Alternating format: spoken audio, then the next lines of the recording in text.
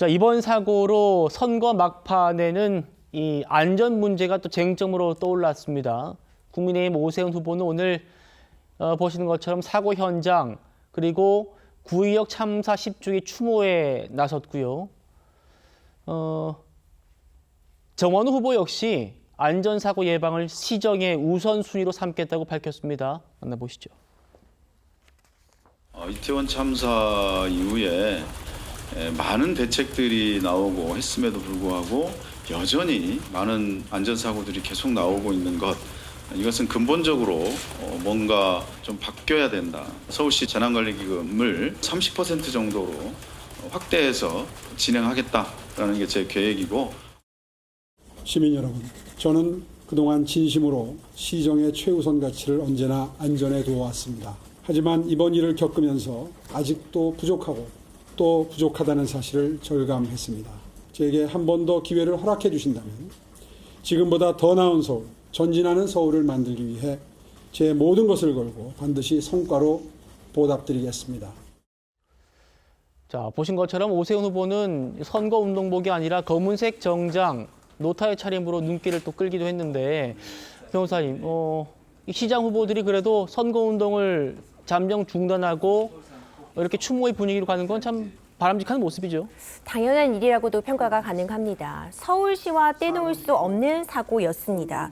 결국 서울시가 발주처였고요. 관련해서 이미 치마, 그러니까 붕괴의 전조 증상이 있었음에도 제대로 작업 중지를 하지 않은 부분이라던가 차량 통제를 하지 않은 지점, 그리고 이후에 안전점검이 진행 중이었다고는 하나 사람이 직접 들어가서 안전진단을 하는 것이 적합하다라는 판단을 내린 주체는 누구인지 서울시에서도 답변해야 될 질문들이 많습니다. 수사기관의 이 붕괴의 원인과 관련된 수사 과정에서 밝혀질 부분이고요. 서울시도 일정 부분 책임을 져야 하는 상황이기 때문에 지금 서울시장 선거에 나선 두 후보들 역시 이 책임에 통감하면서 최대한 사고 수습에 나서는 그런 모습을 보이는 건 당연하다는 생각이 듭니다. 알겠습니다. 정원우 후보, 오세훈 후보 오늘 밤 11시에 TV 토론을 가지는데 이 문제도 토론의 쟁점이 될 것 같긴 해요.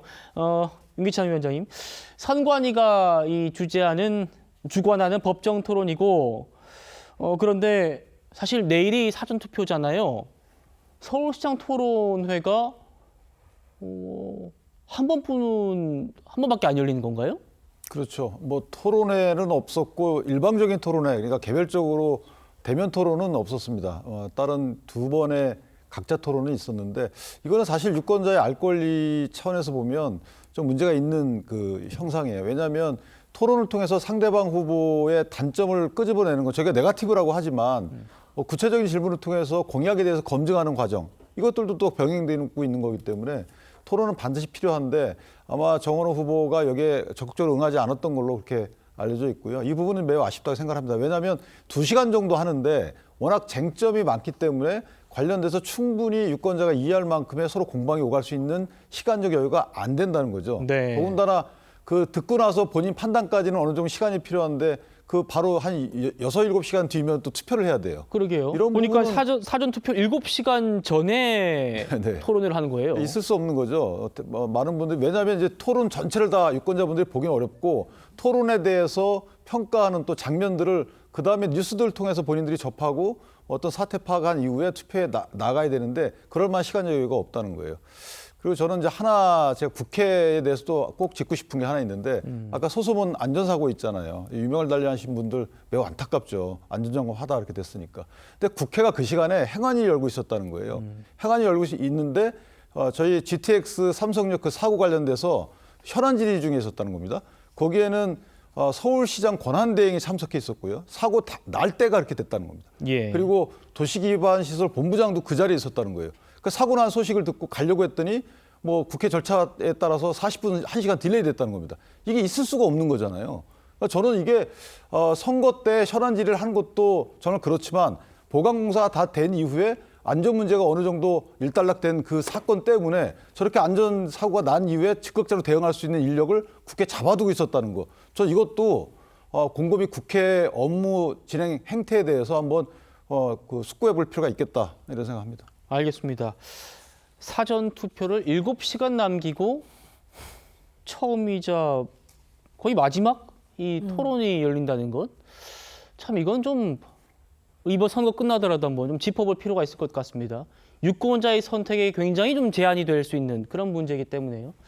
서울시장 선거 판세를 좀 보겠습니다. 문화일보가 의뢰해서 엠브레인 퍼블릭이 실시한 조사입니다. 정원우 후보와 오세훈 후보 39대 39. 오차 범위를 볼 필요도 없네요. 아주 팽팽하게 붙어 있고요. 다음이요.